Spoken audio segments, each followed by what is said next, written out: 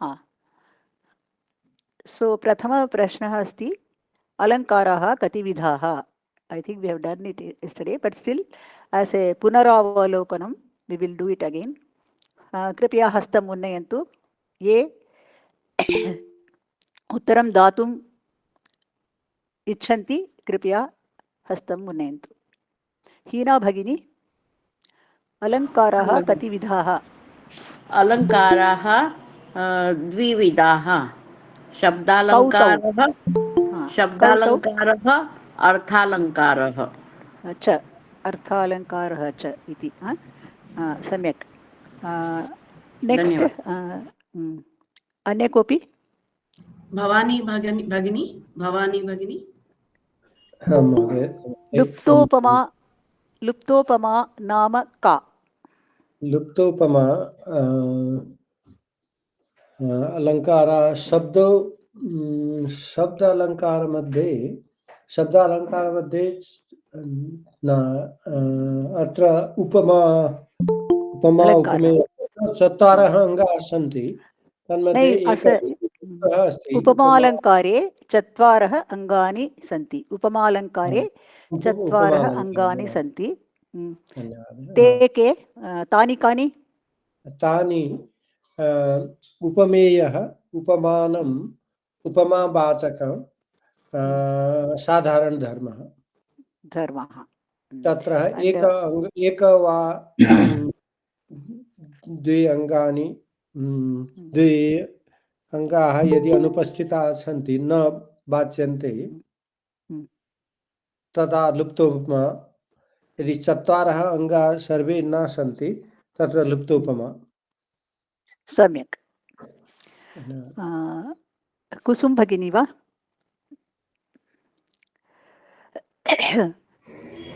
द्वितीयप्रश्नं प्रति. आं महोदय. अलङ्कारः न कृपया एकमिनिट. Second question. लक्ष्मीः दीपशिखा इव चञ्चला. तत्र उपमानम् उपमेयं वाचकः उपमावाचकः साधारणधर्मः वदतु. लक्ष्मीः दीपशिखा इव चञ्चला. लक्ष्मी दीपशिखा इव चञ्चला. दीपशिखा उपमा अलङ्कार अत्र अस्ति. वदतु. प्रयत्नं करोतु. वदतु. न जानामि. तत्र पूर्णोपमा अस्ति भगिनी. प्रयत्नं करोतु. लक्ष्मीः इति शब्दः कः. इति शब्दः Lakshmi. Lakshmi is compared to Deepshikha, isn't it? Yeah ma'am. So Lakshmihi will be upameyam. Deepashikha upmana and vachakah upama vachakah सुलभमेव. तत्रैव अस्ति. पश्यतु. इव इति अस्ति किल. इव. चञ्चला इति साधारणधर्मः. चञ्चलत्वं साधारणधर्मः. तत्र अवगतं वा. स्पष्टं वा. स्पष्टं. इदानीम् अन्य कोऽपि. एकनिमिषं. चञ्चला मीन्स् चञ्चला इत्युक्ते.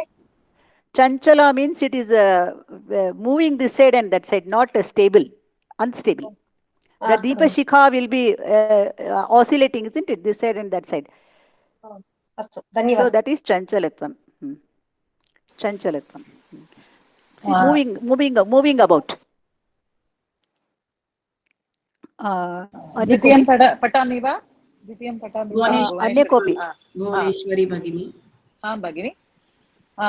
भुवनेश्वरी भगिनी. भगिनि नमस्कारः. पंडितः बृहस्पतिः इव बुद्धिमान्. उपमानं बृहस्पतिः. उपमेयं पंडितः. वाचकः इव साधारणधर्मः. बुद्धित्वं कथं वदामि. बुद्धिमत्वं. अस्तु भगिनि. अन्य कोऽपि. शान्ता भगिनी. शान्ता चक्रवर्ती वा? Yes, Chanta Chakravarti.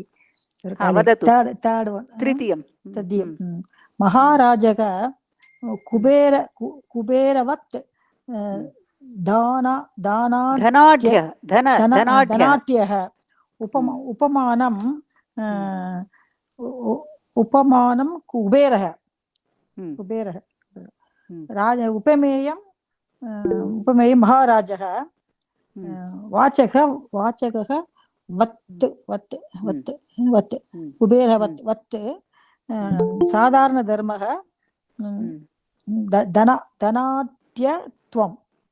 धनाढ्यत्वं धनाढ्यम् इत्युक्ते कः? धनाढ्यम् इत्युक्ते मणि धनम् इत्युक्ते मणि, आढ्य इत्युक्ते रिच्, धनेन आढ्यः, सो धनाढ्यम्। सो धनाढ्यम् अधनाढ्यत्वं तत्र rich person. Raja is rich. महाराजः कुबेरवत् धनाढ्यः, he is rich by wealth. Rich by wealth. Dhana is wealth. Kubera iva dhanatyah. अवगतं वा? स्पष्टं वा? स्पष्टम्। इदानीं अन्य अभ्यासः धनेन आढ्यः भगिनी, धनेन आढ्यः वा? आढ्यः, धनेन आढ्यः, धनाढ्यः. You can be rich by many things also. You can be rich by attributes, you can be rich by some other thing. But here his dhanadhyah means here he is rich by wealth, dhana. Okay. Atra come to the 7th lesson. Vishesha Vishyaha Alankaraha. My book it is 138. Mahodaya, which book is this? Mine is Kovida English, Angila Pustakayam, 138 page. But it is 7th chapter. You can go to 7th chapter and go to the Vishesha Vishayaha heading Alankaraha under that. Got it? Yeah, madam, got it, but I have not known this book. Kovida Pustaka Nasti va? Nasti Mahodaya. Pustakam vina eva pathati va? Yam, Mahodaya. Mama समीपे पुस्तकं नास्ति. अस्तु. पुस्तक नाम किम् अस्ति? कोविदः. कोविदः. Rajeshwari Bhagini, can you please send this thing, screenshot of this page? This Chhatra, she does not have the book with her. This pages 1, 2, 3, 4 pages. If it is possible, we can send it by 5 pages. Rajeshwari Bhagini nasti va? Saptama va? Patam. Saptama patha. Patam Alankaram. Alankaraha. Rajeshwari Bhagini nasti va? Tamil book people can tell the name, page number. Tamil page number 184. 184 page number and 212. No, I will buy this book. Only name. What the name of this book? 184. Okay. Kovidaha Bhagini. Kovidaha. Kovida writer में महोदय. Kovidaha. Kovidaha. भगिनी एकं सन्देहं, बुद्धिमत्वं बुद्धिमता समानं वा? Buddhimatvam. बुद्धिमता is Strilingaha. If you want to say somebody is Buddhimata, then it is Strilinga asti. Janaki भगिनी mute करोतु कृपया. वसंत भगिनी. Rajeshwari Bhagini. Asmi Bhagini, Asmi. I was telling you know that one Kusum Bhagini or somebody does not have the book. So if it is possible for you. Bhagini, I have shared Bhagini. Okay, somebody share. Yeah, Dhanyawad Bhagini. Others I'll share. Okay. Next week onwards I'll put from the next class. Whatever she's teaching, I'll put it in the group. Okay, because she does say, it seems she does not have the book. That's why. No, I'll put it back. No, I'll ask to Bhagini. अत्र कोऽपि पठितुम् इच्छति वा? का पठति? नागप्रभा भगिनी पठति वा? शान्ता भगिनी हस्तम् उन्नयति अस्ति. कोऽपि संशयः अस्ति वा? न. संशय कोऽपि अस्ति वा? बुक्लिया स्क्रीन् शेर् वर्लिये नंग. It's not coming. इदानीं न कृतवती, अग्रिमे वर्गे करेगी. मम वर्गे there will be no screen sharing. That's what I told you in the first class. It will be only. Thank you, madam. Thank you, madam. It will be only pathanam and shravanam. That's all. Pathana shravana madhyamena eva etat vargam chalati.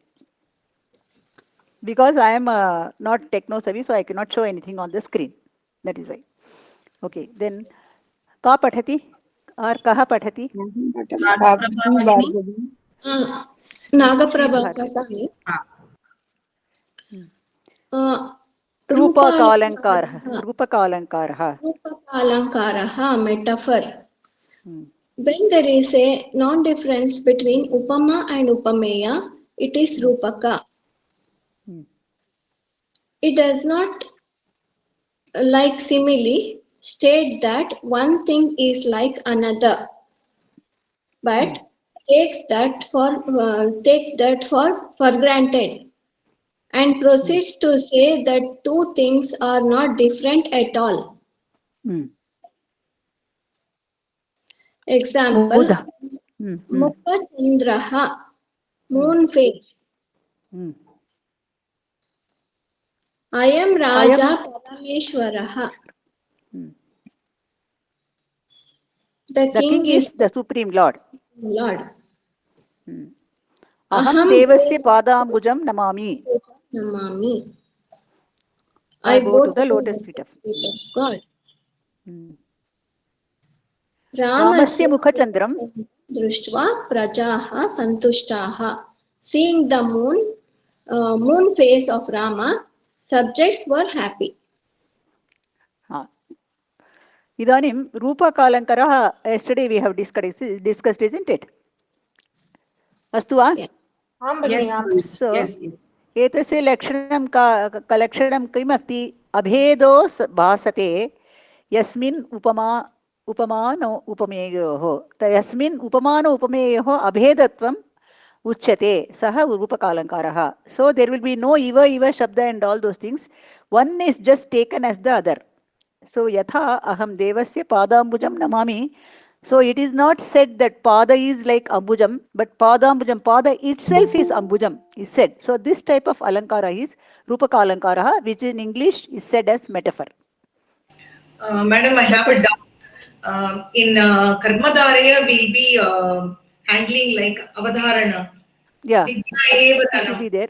If the same thing, if the same question comes under the heading samasa, then you have to write it as avadharana purnapada parva karmasa, avadharana purvapada karmadhareha. If this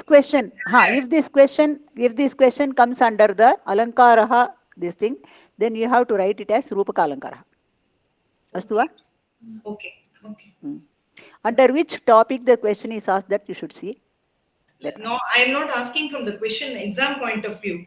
I am asking from the understanding point of view. So this is something similar to where in samasa where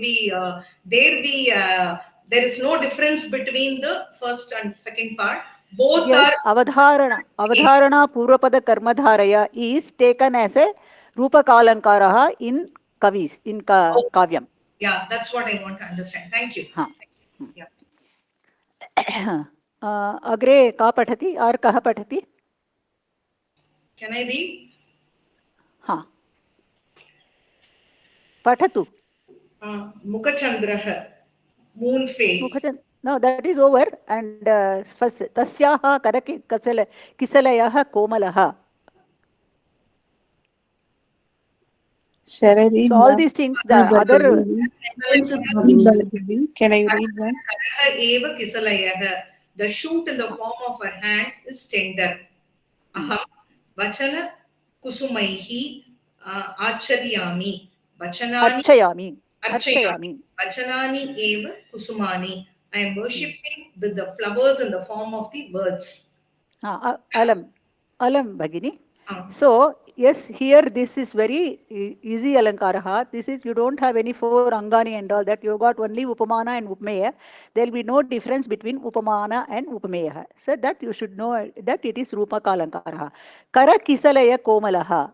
Karakisalaya, Tasyaha Karakisalaya Komalaha. So her hands are not mentioned here, but Kisalaya is only mentioned. Kisalaya is, there is no difference between Kisalaya and her Kara.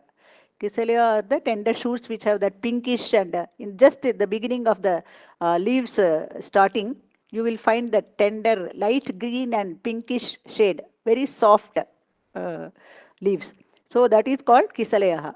So somebody's hand is as soft as that. That is why her hands are themselves are metaphorized as Karakisalayaha. So Dasyaha Karakisalayaha Komalaha iti. Similarly, Vachana Kusumaihi. Vachana means the words. Words are like flowers, so soft. Kusumani. Kusumaihi are flowers. They are so soft. That's why Vachanaha themselves are said as Kusumaihi. So this is also a case of metaphor. Anya Kopi? Shri Vadana Sarojam. Bhargavi Bhagini. Tat Vadana Sarojam Pashya. Vadanam Eva Sarojam. I have Tamil book only, ma'am. Anda Muga Tamarayai Par. That means see that. Look at the face, yeah. Look at the lotus that place. which itself is the face. Look at the lotus, they say. So that is also this thing. And next. Iyam Lakshmihi Asti. Iyam Eva Lakshmihi. Ival Tirumagaletan. That means herself itself, Lakshmi. She herself is a goddess of wealth. She herself is a goddess of wealth. Goddesses. So she is metaphorized as goddess Lakshmi. So this is a case of Upama, it is Rupakalankaraha. And then next also we read. Mano Bitau. Bhittau. Bhitti is wall. Mano Bhittau. Mano Bitau. Tat Chitram Adyapi Hasti. Managa Eva Bitihi. That means the picture is still there. I'll tell you in English. The picture is still there on my mind. Screen literally wall. The picture is so clear on my mind. The wall of the mind. So the mind is said as a wall itself. So as you hang pictures on the wall, how clear they are in your memory. Similarly, your mental wall, on that you have fixed that some picture you have fixed, and that you remember as a this thing, very strong memory is there about that picture. So Mano Bhittihi, Manah Eva Bhittihi. That means still today we are remembering, no ma'am? That means that remembering, that is not the question here. That is not the that has no significance here. It is a Mano Bhittihi, means Mana is metaphorized as Bhittihi. Your mind is metaphorized as the wall on which you hang picture. Picture means in the form of memories. So Manobhiti is the significance here. Shall I call from the alphabetical order? Shall I call from the alphabetical order? Anyway, as you please, Krishna Priya Bhagini. Or people who have raised their hands, no? Accordingly also you can do. And only let there not be so much of repetition. That's what I would like. The repeated people have raised. That's why I'll call from the alphabetical order, Manye. Bhuvaneshwari, na? Uma MD. Patatu. Uma Patatu. Punyasutram avalambya jiva. Punyameva sutram. Live with the support of the string of punya. Principles of dharma. Saha seva vratam asarati. Seva eva vratam. He observes the vow of service. So atra punyam eva sutram, seva eva vratam. So these are very clear. So upama, this rupakalankara vishe kapi sandeha asti va? Samshaya asti va? Bhagini, we can go to the Bhagini, ek samshaya. Rupaka can be said as luptobama. Sometimes actually you get, yeah, because two angas are missing, you can say, but still you should see the sense of it. Karakisalaya means itself, it is just said. Upamaya, upama, when there is abhedaha, just to say it is Rupakalankara. Astu, parantu Madam, we can use it like this, no? Hanumat Hridaye Ramaha Asti Idi. Hanumad Hridaye Rama Asti Tatra. What is the Alankara that you want to say? Yes, there is no Alankara there. Rupakalankara. No, there is no Alankara at all. No, in Rama is staying in the heart of Hanuman. That's all. There is no Alankara. No, there. What Alankara is there? Manobhiti. When you use the Manobhiti word, then there is Alankara. But when you simply say that Rama lives in the heart of Hanuman, there is no Alankara at all in that sentence. But in the case of Manobhita, we can use that, no? Yeah, then you make a sentence like that. Mama Manobhityam or Hanumanasya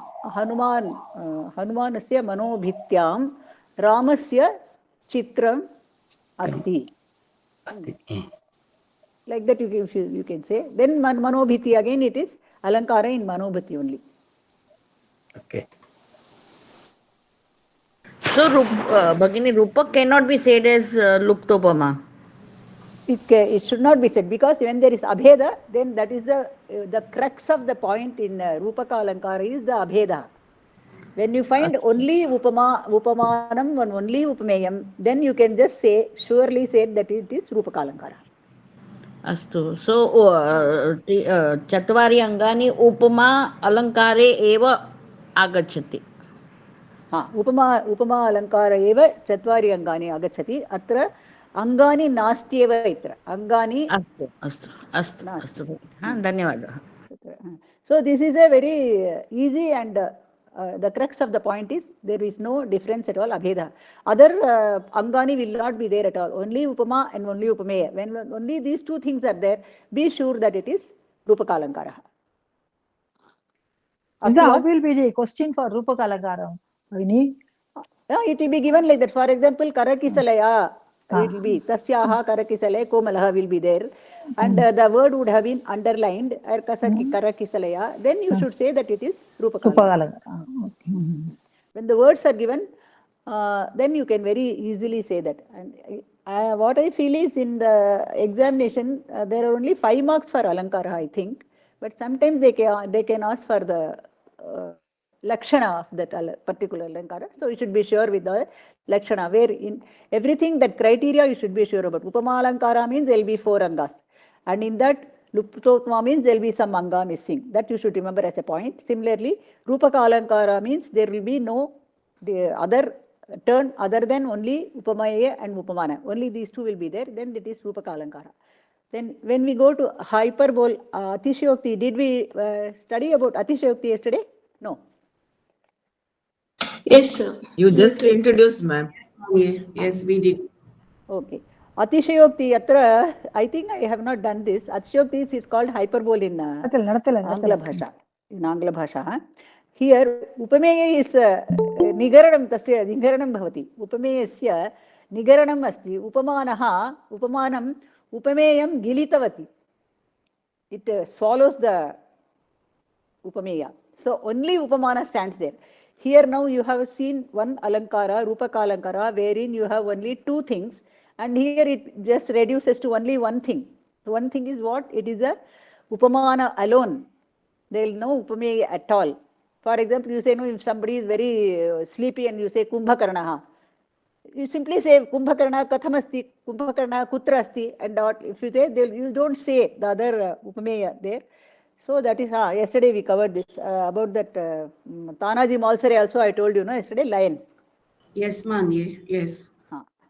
So that Kopi Pathatu, Kopi Pathatu. Umesh Mahoday. शंका अस्ति महोदय.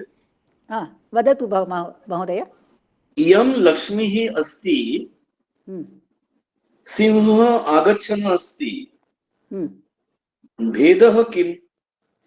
सिंहः आगच्छन् अस्ति तत्र किमर्थम् इयं लक्ष्मीः अस्ति अतिशयोक्तिः नास्ति? इयं तत्र अस्ति किल, इयम् अस्ति, इयं means she.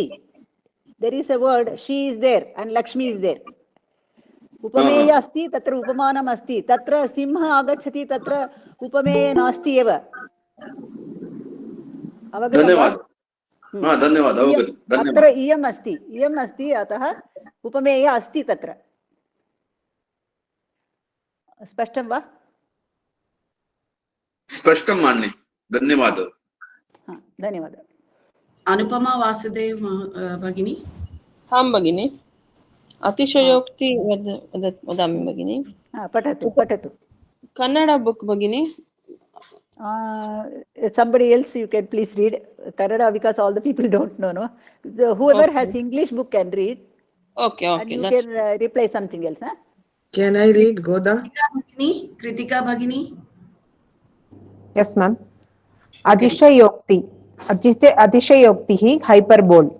Here the upameya is swallowed by the upamana. That is, without explicitly stating the upameya, only the upamana is mentioned. Example, Pashya Nilot Paladvandam. Pointing to the beautiful eyes of a maiden, it is stated, look at the pair of blue lotuses. Simhaha Agachan Asti. Seeing a brave man coming, one says a lion is coming. Shall I continue, ma'am? In the above instances, the objects compared, that is upameya, namely eyes and brave men, are not mentioned at all, and only the objects compared to, that is upamana, namely blue lotuses and lion, are mentioned. Hence it is Atisha Yoktihi. Here are some of examples. Thank you. Alam Bhagini. So atra spashtamasti va, here you will have only one word. Absolutely there is no other word, no upameya, no eva, no upamavachakaha, or the sadharana dharma, nothing will be there. There will be only one word. It is very easy to identify this alankara also. So only the upamana is so, the similarity is so strong and it is so deep that only upamana is sufficient to explain about the upameya. So that is why upameya is followed by the upamana. Tatra अन्य कोऽपि पठतु, अन्य कोऽपि गोदा भगिनी। गोदा भगिनी पठतु। Ma'am. तत्र above, should I read this in the above instance? The objects compared. Samaptam. That is samaptam. Okay, next. Here are some examples of atishayoktihi. Tatra gajaha yati. Tatra gajaha yati, referring to an obese person. There an elephant is going. Vyagram. We always say, no, we in the day-to-day life also, we are, when we are not in a very respectable mood about a very fat person, we just say, no, he's an elephant, like that. So similarly. Patatu. Vyagram ma kopaya, referring to a cruel man. Do not provoke the tiger. Vyagram ma kopaya. So don't instigate him to get more angry. That's what Vyagram ma kopaya. Don't make him angry. That's what it said. Then Timingilasyasya Triptihi eva nasti. Truptihi eva nasti. Referring to a person who accepts bribes. This whale is never satisfied. Timingilam is the whale. Whale means that swallows everything. That it swallows the small fishes and other things, all other things. Its own small ones also it follows. Though that is so greedy, that shows the greed, and then to take everything in. So Timingila is one person who takes bribe. No, he doesn't have any conscience. He accepts anything and everything that comes on his way and expects more also. So such a person, such a quality is common in Timingilam and himself. So he himself is said as Timingilaha. So this is also a case of Atishayokti. Anya kopi patatu. Anupama Vasudev patati va? नमस्ते भगिनी, एक संशय अस्ति। न भगिनी, वदतु महोदय। तिमिङ्गिलस्य Now, referring to a person who accepts bribe, this is just one of the meaning. Like it can be interpreted in many different ways, isn't it? Here, For example, here the attribute is about the greed to swallow anything else. Because if will you interpret in any other way? Just try. So it can be interpreted in a way who is a person who is never satisfied, not just bribe. It can in broad based. Somebody who is never that's what satisfied. I said. Yeah. He is not. Yeah, he is never satisfied only. So and just bribe that's is what just. I said. He is ready to take anything and everything till his this thing. He has no satisfaction of it. So he keeps on swallowing anything and everything. That's what the Timingilam does. So that is the attribute it is here. The bribes means here maybe they have referred to a person who is too much into accepting of bribes. That's why they have called him as Timingilam. I'm just saying that. Instance. I'm just saying that whatever is there in brackets is one way to interpret. There may be other ways of interpretation also. I mean, from a metaphor or from a hyperbole point of view, cruel man, for example, an obese person, tatra gajaha yati. Gajaha can be referred to obese person or can be referred to some other thing also. No, the significant attribute of a thing is what it is taken normally. The gaja means the significant attribute of it is the fatness. We also say that gaja has got a very sharp memory. That is also there. But the most obvious, conspicuous attribute is what? It's fatness, it's obesity. That's why we said it like that. It may have many attributes. Whatever is the overpowering attribute, that only is taken as the attribute of that person. What I'm saying is obese. Yeah, obese is okay. Referring to an obese person. So referring to an obese thing also, or an obese, overgrown, let's say, overgrown tree or overgrown instrument or overgrown car. So obese person can be one way, but obese can be referred to anything and everything for that matter. Yeah, this gaja you can refer as to say it's a very fat car, or you have something like that. You can say gaja yati. Yes, you can say that. So the attributes should be common can be compared to pumpkin also. Pumpkin without any shape. Pumpkin is a too small thing to be compared for obesity. I feel that's what. With children can be if fat children can be compared to pumpkins, not adults. Okay. So even adults, it is more appropriate to compare with gaja only. So even Atishayottihi is also kind of a metaphor only, isn't it? I mean, no, you can't say that it is a metaphor. It is clearly it is hyperbole because they have got only one term there. You don't use upameya at all there. Only you upamana. have only one term, only upamana. That upamana, it swallows the upameya. Okay, understood. So even in the samyukta padam, so in the previous one, the kara kisalayaha was a samyukta padam. Even there, it was not. It was actually a upama and upameyam was there. Just it was joined together. But in the case of hyperbole, that only one word will be there. Yeah. Only upamana will be there. Astu. Only the absence of upameya. Astu. Dhanyawad. So the two words, and here you can say that abheda you should take as a significant criteria for identifying Urupaka Alankara. Here the significant criteria to identify hyperbole, Atishayokti, is there will only one term to describe the upameya. That one term is the upamana. So there will be two words in Urupaka Alankara. In Atishayokti there will be only one word. Only upamana. Please explain in Sanskrit only, Bhagini. Whose request is this? Anupama Bhagini. You are conveying all the things in English. It's difficult for us. Who is referring Kannada books? Okay. But English is commonly known by all. Now, if I explain in Kannada, non-Kannadian people, non-Kannada people will not be Kannada is not okay, Bhagini. You please explain in Sanskrit only. We will try to understand. He was asking question in English, so I just explained in English. And moreover, I am more fluent in English than in Sanskrit. I confess. Umesh Mahoday, मम शंका अस्ति. Everybody will understand, ma'am. Vadatu Mahodaya. Sanskritam is difficult.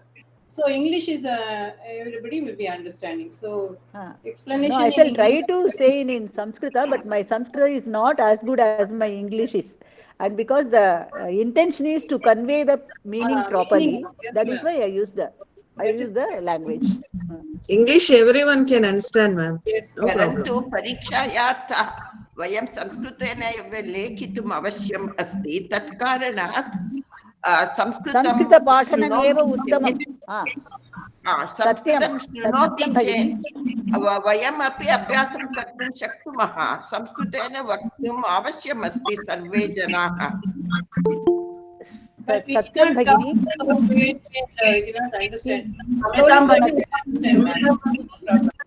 निमिषमेकं सर्वे एकस्मिन् समये कृपया मा वदतु. एकस्मिन् समये एकः एव वदति. कोलाहलं मास्तु भगिन्याः, एकमेव वदतु पुच्छन्तु. एकैकशः वदतु. One by one you can talk, but not all at the same time. इदानीं विजया भगिनी वदतु. संस्कृतं परीक्षा कोविदा परीक्षायां निश्चयेन संस्कृतेन एव लेखनं करणीयम् इति अध्यापिका नियमः अस्ति.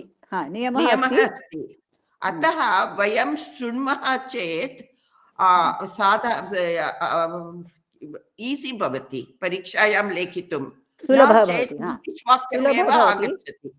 सुलभः भवति, किन्तु अत्र किं वास्तविकम् इति अस्ति इत्युक्ते सर्वे अपि पूर्णसंस्कृते भाषणं करोमि चेत् न अवगच्छन्ति. अतः किञ्चित् अवगमनार्थम् एव आङ्ग्लभाषायां वदामि. अस्तु वा? अवगमनं विना कथं परीक्षां लेखनीयम्? सो किञ्चित् अवगमनार्थं मध्ये मध्ये आङ्ग्लभाषायाम् उपयोगं करणीयम्. अण्ड् सत्यं भवती का वदति वचनं सत्यमेव. संस्कृतेन एव पाठनम् आवश्यकम्. मम चिन्ता अस्ति वयं शृण्वन्ति वा चेत् पुनः पुनः संस्कृतवाक्यानि वयमपि सम्यक् वक्तुं लेखितुं शक्नुमः. लेखनीयम् एव. परीक्षायां कोविद परीक्षायां तत्र यु हाव् नो आप्शन्. तत्र नास्ति तत्र.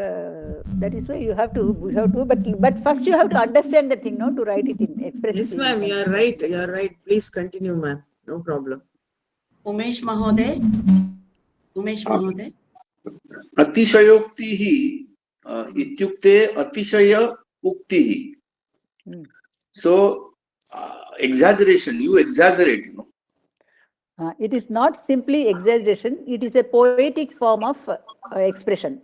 Simply exaggeration means it is not. Suppose ma'am, I have to praise you, and I say that, believe me Mahodaye, such a teacher like you I have not seen in my 10 births, last 10 births. No. If you want this is Atishayokti, right? No, Atishayokti, yeah. This is Atishayokti, but there is no Alankara there.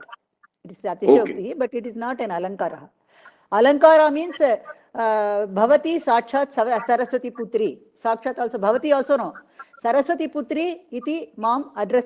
If you address me as Saraswati Putri or Saraswati or Vagdevi, then it is Atishayokti. If you say Bhavati Sakshat Saraswati Putri, then it becomes Rupakalankara. If you address me as Saraswati Putri, then it becomes hyperbole. That is Atishayokti. So what is the difference between hyperbole and exaggeration? Exaggeration is it has got a poetic component. In hyperbole, Atishayokti has got a poetic component. There it is simply exaggeration without any poetic charm. Alankara. That is it. Dhanyawada Mahoday. धन्यवादः. अत्र कुत्र आसीत्? कुत्र? Where were you? last two sentences, I think, fourth and fifth sentence have to be read, Mani. Patatu. Patatu. Krishnapriya patati va? Patami va, Mani? Patatu. Sharoyam bhavantam eva lakshmi krutya. Lakshi krutya.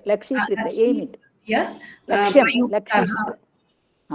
Lakshi krutya prayuktaha. The arrow in the form of words was aimed at you.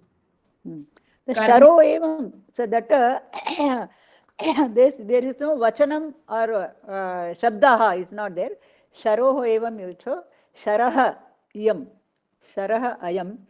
Bhavantam eva lakshmi kritya prayuktaha. Sharaha ayam. So it is only sharaha. So there is no any other suggestion to say that it is words or something like that. So sharaha refers to words, his harsh words. So that is Atishayokti. Karnena Dattam etat, referring to a benevolent man. This was given by Karna. Tatrapi Karna eva asti, tatra ekah shabdah eva asti, that is upamanam. So that is also Atishayokti. Next, Arthantaranyasaha. So Arthantaranyasaha is an Alankara. Ka pathati, kaha pathati, ka pathati. Balwant Mahoday. Yes, madam. Arthantar Nyaya. Arthantaranyasaha. Arthantaranyasaha. When a particular statement is justified by a general statement or vice versa, it is Arthantaranyasa. Hanuman abdim atarat dushkaram kim mahatmanam. Hanuman crossed the ocean. Hanuman crossed the ocean. What is impossible for great men? Here is a particular statement. Hanuman crossed the ocean is justified by a general statement. What is impossible for great men? See another example. Alam. So Atishayokti where yatra upameyam anuktva kevalena upamanena. No, Atishayokti is over now. We have done it, isn't it? Now Arthantaranyasaha. Arthantaranyasa lakshanam kimasti chet samanyam va vishesha va tadanyena samarthyate. Means ekam anyena samarthyam tata asti. Tata samarthyam asti. Means one ekam samanyam vishayam, anyam vishesha vishayam asti. So one justifies the other thing. But the vishesha this thing is a specific incident. Tatra samanya dharma, samanya niti to applicable for all situations. So that is the difference between the samanya dharma and then vishesha incident. Samanyam va vishesho va tad anyena samarthyate. Yatra saha arthantaranyasah साधारणेतरेण वा उक्तिरर्थान्तरन्यासः स्यात् सामान्यविशेषयोः उक्ति अर्थान्तरन्यासः स्यात् तत्र यत्र काचित् सामान्यनीतिः उच्यते तत्र वाक्यद्वयं स्तः तत्र प्रथमम् एकं वाक्यं काचित् सामान्यनीतिः भवति अन्यवाक्यं विवरणार्थं विशेष उदाहरणं दीयते अन्यवाक्येन तत्र अर्थान्तरन्यासः तत्र एतत् उदाहरणं दृष्टवन्तः हनुमान् अब्धिम् अतरत् तत्र हनुमान् अब्धिम् अतरत् इति तु विशेष उदाहरणम् अस्ति सामान्यनीति तत्र कः अस्ति दुष्करं किं महात्मानां Dushkaram kim mahatmanam is applicable to all situations. Somebody solves a very difficult question paper.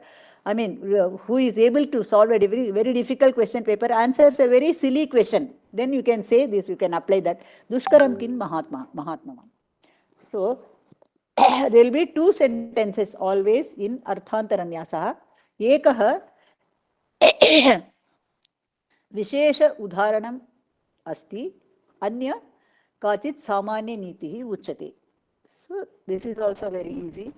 तत्र हनुमान् अब्धिं अत्र तत्र विशेष उदाहरणम् अस्ति. दुष्करं किं महात्मावान् तत्तु सा अस्ति सामान्यनीतिः. स्पष्टं वा? स्पष्टं वा? One more example.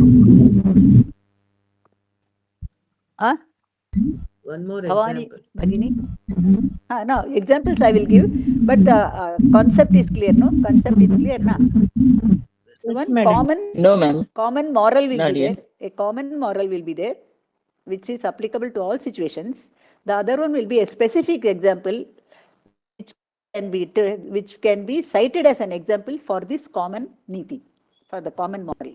Or so the two examples is a must, no, ma'am? In this? Yeah, two sentences are must. Should two be sentences there. Are okay. Must. They will be there. Tatra anya kopi patati va? Another example. Bhargavi Peri Bhagini. Okay, Sundaresh Mahoday. गुणवज्जन संसर्गात् यादिनेजोऽपि गौरवम् पुष्पमालानुषङ्गेण सूत्रं शिरसि धार्यते. सम्यक्. पठतु, अग्रे अपि पठतु.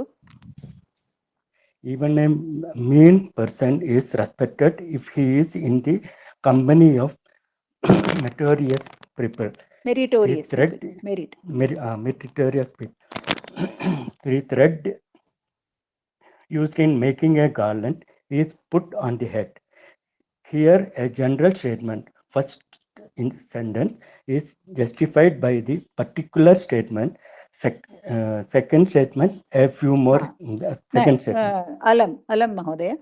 Tatra gunavajjana samsargat yati nichopi nichahapi gauravam. Tatra tattu samanya niti asti pushpamala anushangena sutram shirasi dharyate. If you want to wear a gajra or some string of flowers, the string of flower, the string is made with the help of that the plantain fiber or the thread. It is tied, and then without that the flowers cannot be just tied, isn't it? You cannot make a mala without the string. So along with that string you put it on the head, but your desire is not to put the string alone, but your desire is to put the flowers.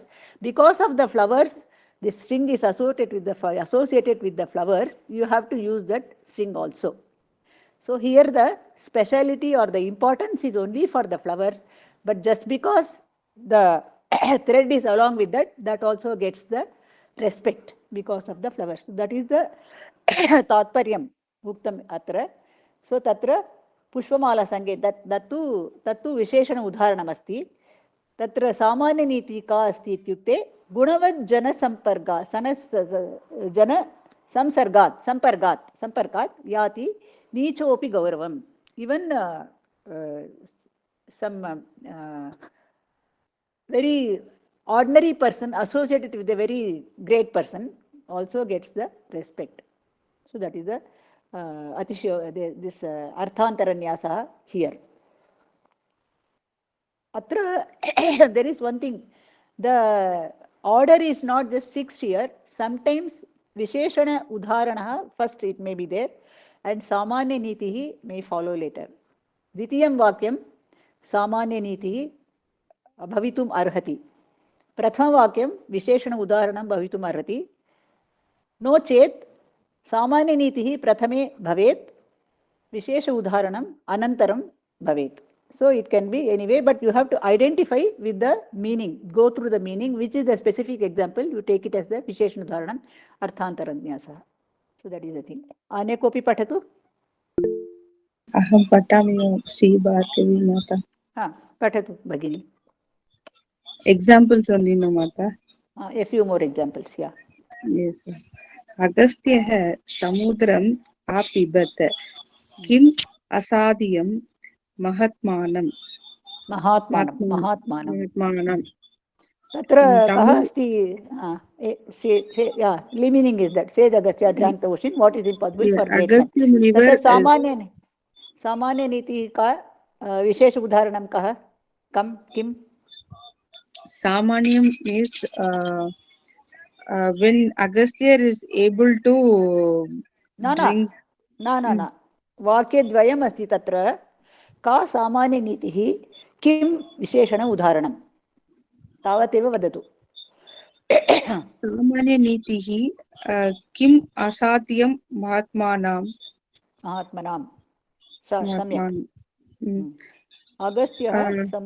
अगस्त्यः समुद्रम् अपिबत् तत्तु विशेषण उदाहरणं सम्यक् अग्रे कोऽपि अन्य कोऽपि पठतु श्यामला भगिनी भ्रष्टः सः आरक्षकैः गृहीतः लवणं पीतवान् जलं पिबेतेव इतः भ्रष्टः सः आरक्षकैः गृहीतः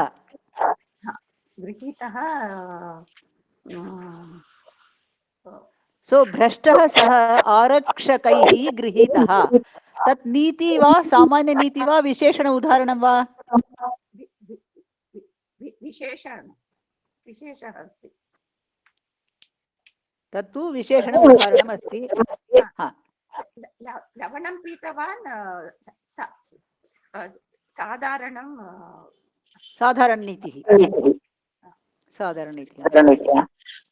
मम ध्वनि सम्यक् श्रूयते वा I am not able to I just listened with some breaks in between your voices Shamala Bhagini's voice now it is clear बहु सम्यक् श्रूयते भगिनी धन्यवादः अहं श्रोतुं न शक्यति श्यामला भगिनी साधारण वा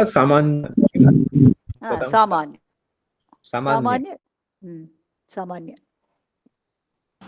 भगिनी कृपया रिपीट् करोतु अहमपि श्यामला भगिन्याः वाक्यं न श्रुतवती मम पुस्तके एक्साम्पल् नास्ति वा भ्रष्टः सः आरक्षकैः गृहीतः one criminal was caught by the police लवणं पीतवान् जलं पिबेत् एव तत्र वाक्यद्वयम् अस्ति सो किं वाक्यं साधारण सामान्य नीति अस्ति वाक्यं किं वाक्यं विशेषण उदाहरणम् अस्ति दट् वास् द क्वेश्चन् सो तत्र भ्रष्टः सः आरक्षकैः गृहीतः तत्तु विशेषण उदाहरणं लवणं पीतवान् जलं पिबेत् एव तत्तु सा तु सामान्यनीतिः but lavanyam pitvan jalam pibet this seems to be some kind of an alankara bhrashtashah arakshakah seems to be a samanya statement isn't it bhrashtah that is a specific example no lavanam pitvan jalam pibetev you can apply to any other thing but bhrashtah sa arakshakaihi grihitah can you apply it as a general rule to any other things it is a specific instance is it not it is a specific lavanam in these two sentences bhrashtah saha one particular criminal has been caught by the police Bhrashtah saha means one particular criminal has been caught by the police. So can you make it as a samanya niti? No, this seems to be Visheshanam, is it? Visheshanam udaharanam. Visheshanam no, means this is Arthantaranyasa only. Yeah, this is Visheshana udaharanam. In the previous example, ma'am, you said Samanya Nitihi is Kim Asadhyam Mahatmanam. That was the Samanya Nitihi. And you said Agastyaha Samudram Apibat is a Vishenam Udharanam. Right? Astu. Satyam. Using that logic, so in the second example, Bhrashtaha Saha Arakshakahi Grahitaha. Now I'm just wondering whether the Alankara is Alankara the Samanya Nitihi or Visheshanam? I'm just trying to understand. No, Alankara Vishesha asti khalu Visheshana no Vishesha Visheshana Udharanam. Visheshana Udharanam. विशेषण वा विशेष महोदय विशेष सामान्य च इति अस्ति खलु विशेष अस्ति खलु विशेषण नास्ति खलु विशेष उदाहरणं सत्यं विशेष उदाहरणमेव विशेष उदाहरणमेव सत्यं भगिनी So Alankara is the Samanya Nitihi or Alankara is Vishesha No, Alankara is a combination of these two sentences. Arthantaranyasa is the Alankara. In that this Alankara, this particular Alankara has two components. One is the Samanya Nitihi, one is the Vishesha Udharanam. This set of two sentences together is called the Arthantaranyasaha. Spashtam va? Spashtam, idanim spashtam. So in that case, Brashtasaha Arakshahi Grihitaha is the Vishesha Udharanam. Vishesha Udharanam. Udaharanam. Tatra Lavanam Pitavan Jalam Pibeteva. That is Samanya Nitihi. Agre? How can this be applied to poetry, madam? Because Alankara is actually poetical, correct? Poetic means it is not only in kavyas, it is only in Padhya kavyas, poetic charm should be there, is not the rule. In Gadhya kavyas also, poeticness can be there. Poetic charm can be there. Okay. The same Alankara, when we do it in a prose order, Yatha Tatha will apply, correct? Yatha Lavanam Pitava Jalam Pibe, Tatha Brashtaha Saha. Yatha tatha, yeah, if you want, you can use it that way. But as per the criteria of this Alankara, there will be two separate sentences. And one will be a specific Samanya Niti, one will be the specific Vishesha Udharanam. Okay. Agre? Can this Samanya Niti be compared to Gade in Kannada? Can be? Compared to Gade. ಕನ್ನಡದಲ್ಲಿ ನನಗೆ ಅಷ್ಟು ಕನ್ನಡ ಗೊತ್ತಿಲ್ಲ ಅಷ್ಟು ನಾನು ಕನ್ನಡ ಓದಿರಲಿಲ್ಲ I can only speak little bit of Kannada I don't have any ಕಾವ್ಯ ಜ್ಞಾನಂ in Kannada because I have not studied Kannada try to understand this in Sanskrita and English and try to apply it to your own regional language as appropriate. Like EDM. Huh? Idioms. Idioms and phrases. Yeah. Idiom and phrases you can say. Idiom and phrases you can say. Can they be compared to idioms and phrases? Second sentence, Samanya Niti. Yeah, phrases only. Yeah, phrases.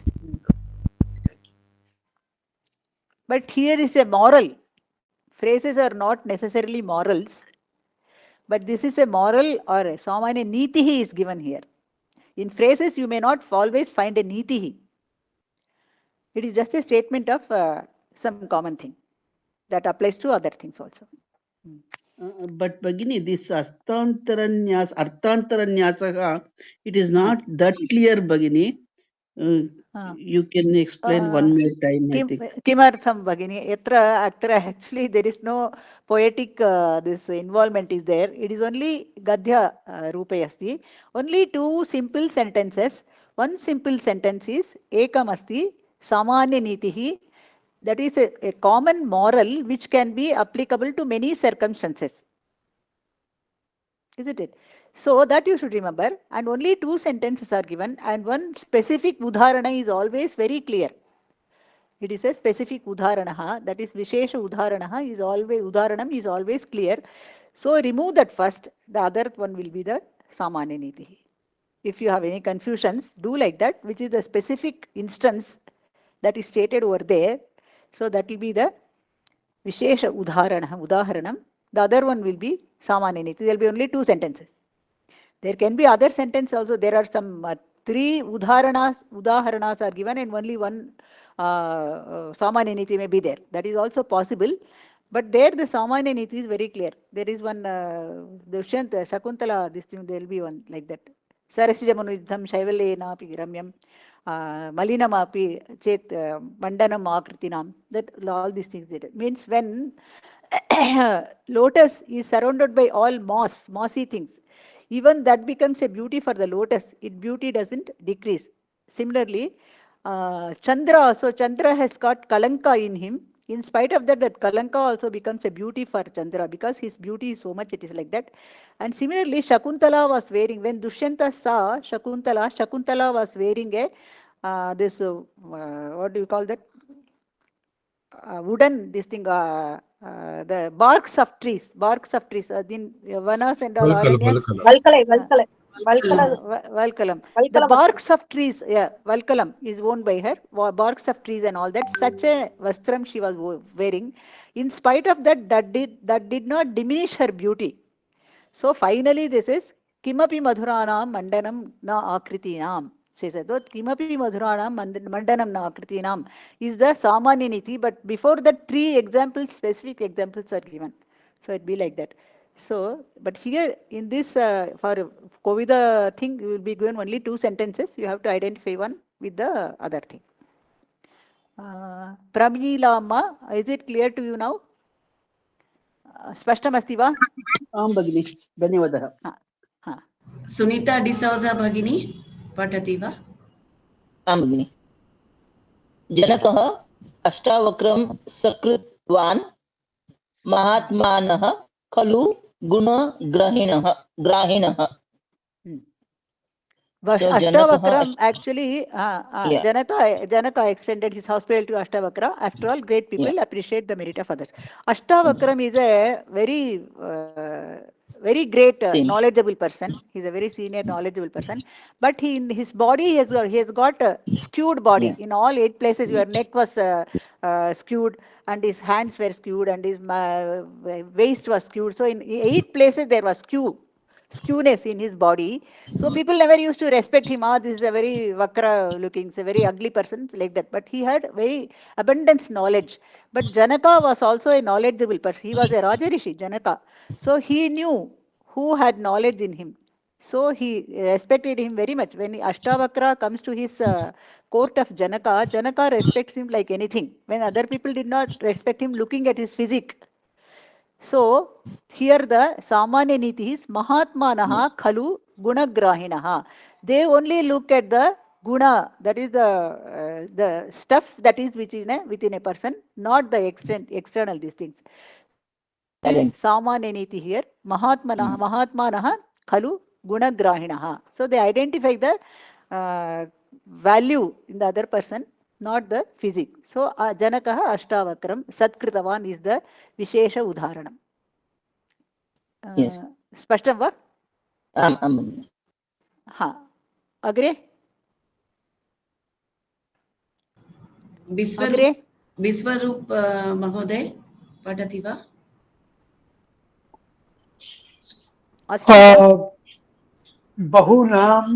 बहुनामप्यसाराणां संहतिः कार्यसाधिका त्रिणैरारभ्यते रज्जुः तया नागोऽपि बध्यते. धन्यवादः. So a group of many patatu. A group of many weak men can achieve something. A rope is made of straw, and it can bind an elephant also. Alam. Bahunam api asaranam. Bahunam api asaranam samhatihi karya sadhikaha. Asarana means not very significant, very like meek, very mean persons, very group of many weak people. Bahunam, many people, samhati, together as a group, they can karya sadhika, they can achieve a great job. Similarly, trunairarabhyate rajjuhu taya nagaha api badhyate. Atra nagasya mean naga has got many meanings. Nanavidha arthaha santi tatra. So nagasya artha atra hasti asti. Hasti means gaja asti. Tatra trunairar arabhyate. Trunaihi arabhyate rajjuhu. It is made of small some long weeds, you have, no? Long weeds and all that. So together they just tie into a very big rope, and then that can bind an elephant also. So tatra samanya nitihi ka vishesha udharanam ka mahodaya Vishwaroop mahodaya vadtum shakyate va? So Visheshana. Vishesha udharanam? This is comparing weak men and strong. Tattu correct. Tattu satyam. Parantu वाक्यद्वयम् अस्ति किल तत्र एकं वाक्यं विशेषण उदाहरणरूपे अस्ति अन्यं वाक्यं साधारणनीतिः अस्ति किं वाक्यं विशेषण उदाहरणं किं वाक्यं साधारणनीतिः इति प्रश्नः Okay.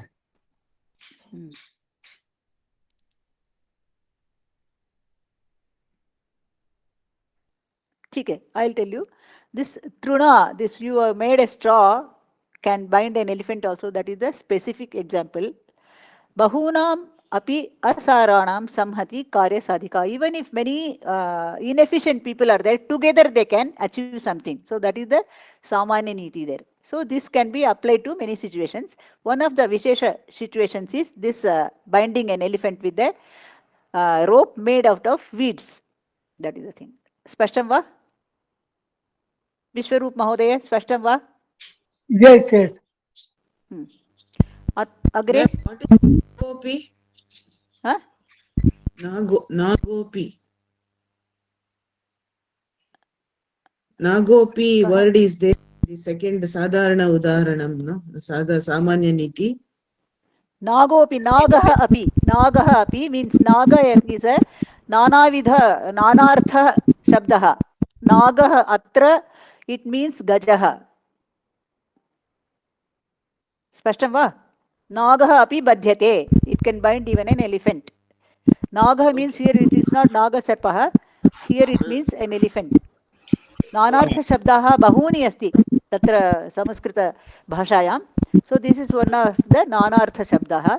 So Naga here means it refers to an elephant. Spashtam va? Ma'am. The first sentence is the Samanya Nitihi, isn't it?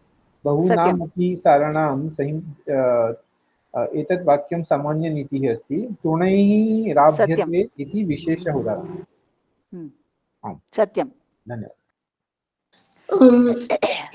First one is ऐक्यमत्यं महाबलम् it written no huh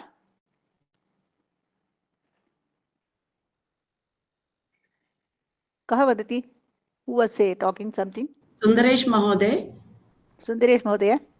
किम् उक्तम् it's just like ऐक्यमत्यं महाबलं no that bahunam ऐक्यं means together integrity of महाबलं सत्यं तदपि एका सामान्यनीतिः अस्ति यत् महोदयेन उक्तं तदपि सामान्यनीतिः एव बलवन्त महोदय प्रश्नः Yeah, madam, just one question. In this case, the particular instance is justifying the general, no? In the other example, the general was justifying the particular. No, it is only coming as a second sentence, that's all. The justification is always of the Samanya Niti, only justifies the specific examples. A specific example cannot justify. Madam, the definition says when a particular statement is justified by a general statement or vice versa. Okay, so in this case, the particular instance is that a rope can tie an elephant. Therefore, a group of men can also achieve something great. Yeah, that is interchangeable. So, however you take it, that is interchangeable. But the niti remains. It is always samanya niti, and this remains visheshebal. Yeah, you can say when you want to. It depends on the context. Depending on the context, you can do that. Venkataraman here, madam. Bahunamatya saranam. That's over. Samaptam. Tattu samaptam. It can be either the first statement or second statement. No. Samanya niti. Yeah. The place of the statement is not very. It is not fixed. It can be a second statement or it can be a first statement. No, here in this fourth example. Yeah. Trunaira abhyate, that is the specific example. That is Vishesha Udharanam. You have to identify the Vishesha Udharanam and which is the Samanya Niti. That is all is the job that you have to do here. Whether it is coming in the first or it can come in the next. In this example, first statement can also be the Samanya Niti and second statement can also be the Samanya Niti. Second statement cannot be the Samanya Niti. You can say it is a specific. In these two, if you compare these two things, Bahunam Apyasaranam Samhati Karya Sadhika, you can apply to all situations. This binding an elephant with a rope is a specific example. Okay. अग्रे अहं वदामि वा? वदतु वेङ्कटरामन् महोदय वदतु. नमस्ते भगिनि. निधि प्राप्तया निर्धनः धनिकः अभूत्. दैवम् अनुकूलं चेत् किं न साध्यते? The poor man became rich because he found a treasure. If luck is favorable, anything is possible. Literally, what is not possible. Is not possible. That is, Spashtam va? Samanya nitihi daivam anukulam set kim na sadhyate. That is samanya nitihi. Nidhi praptiya nirdanaha dhanikaha abhut. The poor man becomes because he found Vishesha Udharanam. That is the Vishesha Udharanam. Vishesha Udharanam. Samyak. Dhanyavadah. Uttamam. Tatra Daivam means it is not Deva related. Daivam means it is destiny or something like that. Daivanukulam, they say, no? Daivanukulam. So what is destined or what is, it is luck or something like that, you can say. अत्र अर्थान्तरन्यासः विषये किमपि सन्देहः अस्ति वा? दक्षा भगिनी सन्देहम् अस्ति वा? न भगिनी, हस्तम् उन्नयति अस्ति. Just to read the examples I had hand raised. Okay. Thank you. इदानीम् अर्थान्तरन्यासः पर्यन्तं एतावता यत्किमपि पठनं अभवत्. From that you have any doubt, you can just ask now. All the slides from Upama Alankara and Rupakam and all these things, if you have any doubt, you can ask. Rajeshwari Bhagini, Hastam Unnayati. Na Bhagini. Nagaprabha Bhagini, Kopi Shanka Asti va? Kapi Shanka Asti va? Ha Bhagini.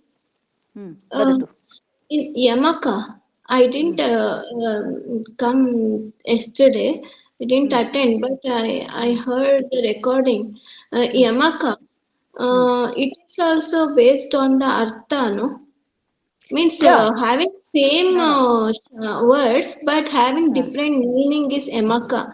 I understand. Yeah, meaning is different, but there the word play is in the play is in the words. That words are used in such a way, the words are selected in such a way that they have different meanings. So it is again the selection of words, so Shabdaha only. But the meaning is chosen in such a way. Right? Meaning is important, no? To understand meaning is important, but that the Alankara is a Shabda only. The Shabda is chosen to give different meanings. So the selection of Shabda is the significance over there. The words are selected. The words are that group of words, the word Samudayaha is such that it has got different meanings. The meanings, it is definitely a beauty that gives beauty to the Yamaka Alankaraha, but the selection is there in the Shabdaha, that is in the words only. So it is only a Alankaraha. Okay. Thank you, ma'am. I have one doubt. In this example, Panditaha Brahaspatihi Iva Buddhiman, here Panditaha is compared to Brahaspatihi. Yes. So Upamanam is Panditaha manye? No, Upamana is Brahaspatihi. Upameyam is Panditaha. Upameyam. Example. And sadharana Upamanam is iva. Vachakaha is iva. And sadharana Pandityam. we should write that not the buddhiman, we should write buddhimatvam. You mean to say Buddhimatvam. quality. Buddhimatvam. Yeah, buddhimatvam. Tatra sadharana dharmaha. Ataha, so you should take the quality, that bhavarthaka you should take, and then write buddhimatvam. Astu. Dhanyavadah.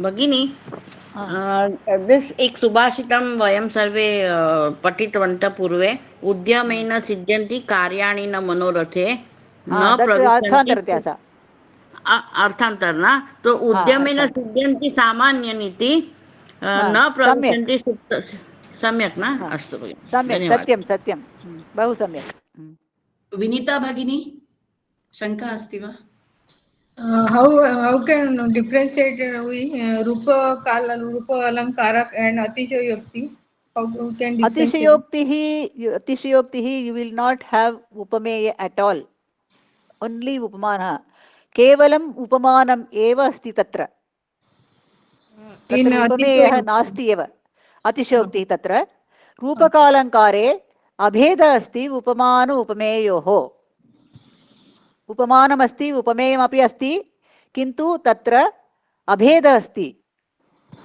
एकमेव अन्यम् इति वक्तमस्ति तत्र उक्तमस्ति स्पष्टं वा गोदा कोऽपि गोदा भगिनी Ma'am, in this fifth sentence, fifth example, the second sentence is Samanya Nitihi, no? Daiva Anukulam Chet Kim Na Sadhyate. Satyam Bhagini, Satyam. Okay, thank you. Hina Bhagini? Hina Bhagini, कापि शङ्का अस्ति वा हीना भगिनी हस्तम् उन्नयति अस्ति नास्ति किल हस्तम् उन्नय किमपि अन्य भगिनी अहम् उक्तवती नै हस्तम् उन्नयति अस्ति अतः पृष्टम् I forgot to lower it. हा इट्स् ओके अत्र अग्रे सरामः वा श्लेषालङ्कारः प्रति आमानि सो श्लेषालङ्कारः का पठति कः पठति कोऽपि पठतु दक्षा भगिनी आं भगिनी श्लेषालङ्कारः पुन् if a word in a sentence pun okay I'm sorry it is pun read it as a pun if a word in a sentence is capable of yielding more than one meaning in the same context it is श्लेषालङ्कार example Kadambari रसज्ञानानां आहारो अपि न रोचते those who taste the sentiments of Kadambari, a famous work of Bana, do not want even food. Here, the word Kadambari has another meaning, liquor. So, the statement also means those who taste liquor do not like food. Alam. Thank you. So, Shlesha Alankara is a very sophisticated Alankara. There you need to have so much jnana to use the, like Yamakam only, like you need to have so much, your vocabulary should be so strong and so innovative that you should be able to use the same word in two meanings that give significant meaning. Same word may have two meanings, but the way in which you use, it gives a very beautiful expression. Both expressions are very valid. So that way. So Shleshankaraha, Shleshalankaraha, Nanartha Samshrayaha Shleshaha. Anekartha Shabda Vinyasaha Shleshaha. Yatra Ekena Vakyena Naike Arthaha Bhasante. Tatra Shleshalankaraha. Ekam Vakyam Asti Tatra, Kintu Tatra Arthadvayam Asti. भासन्ते तत्र शेषार्थ एकस्मिन् पदे एव अर्थद्वयं प्राप्यते तत्र अत्र so this if you take this example कादम्बरी रसज्ञानम् आहारोपि न रोचते Kadambari is the word here तत्र अर्थद्वयम् अस्ति. कादम्बरी इति मद्यम् इति मध्यम् अस्ति. मद्यं means it is it's an intoxicating drink, liquor. And Kadambari is a very famous work of Banabhatta. Banabhatta's Kadambari is a very famous work. So Kadambari rasagyanam aharaha api na rochate. If someone tastes the if someone gets the taste of this Kadambari, then he doesn't like aharam. Aharam, even the food which is vital for your living, that also he does not like. That is one meaning. Kadambari is, if you are just engrossed and totally drowned in the study of Kadambari, the Kadambari Kavyam, a famous work of Bana, then you won't even feel like having any food. That is one meaning. Kadambari means another thing, Madhyapanam. It is liquor. If you are so much addicted to liquor, then you will not feel like having any food. You won't have any ruchi for food. So that is another meaning. So the Kadambari has got two meanings. This is the Shlesha Alankara, this pun. The famous pun in Angla Bhashayam you may be knowing, of course. Is life worth living is the question, and the answer is it depends on the liver. It depends on the liver means the liver has got two meanings over there. The person who lives is a liver, and the liver is an organ which is very crucial for your well-being. So that is the liver has got two meanings there. So this is a very famous pun in English Bhasha, Angla Bhashayam. Tatra द्वितीयम् उदाहरणं पठतु कोऽपि. So the second example is, isn't it? Kadambari rasagyanam, that is it clear to you, the pun over there? Yeah, Kadambari is the madhyapanam, ekah artha madhyapanam, anya artha kadambari iti kavyam. Okay. So Madhyapana is a sarcastic quote, isn't it? Sorry. Godabhagini, mute yourself. Madhyapanam is liquor, madhu. Madhu means it's honey actually in Sanskrita. So in regional languages we use madhu for the word for liquor, any this thing. Madhupanam, madhyapanam. So madhyapanam is the liquor. So the Kadambari is a liquor. Spashtam va? Amen. Agre saramah va? अहं पठामि वा उदाहरण द्वितीयम् उदाहरणं पठतु. माघे मेघे गतं वयः. Here Magha means the month called Magha and the work of poet Magha. So to this Megha means cloud and the work of Kalidasa Meghadutam Vayaha. Vayaha means the bird and the lifespan. So all the three words will have two meanings. So the sentences convey two meanings. A bird passed through the cloud in the month of Magha. Whole life was spent in the study of Magha Kavya and Meghaduta Kavya. Some more examples. Alam. Atra etasmin vakye you can just see maghe meghe gatam vayaha. All three words have two meanings. All three words have two meanings, and together that sentence also gives two meanings. So maghe magha masaha, magha palguna and all that. Magha pusha malguna, magha pusha palguna and so magha is a month. Magha is normally it comes in the winter months, so the skies will be clear.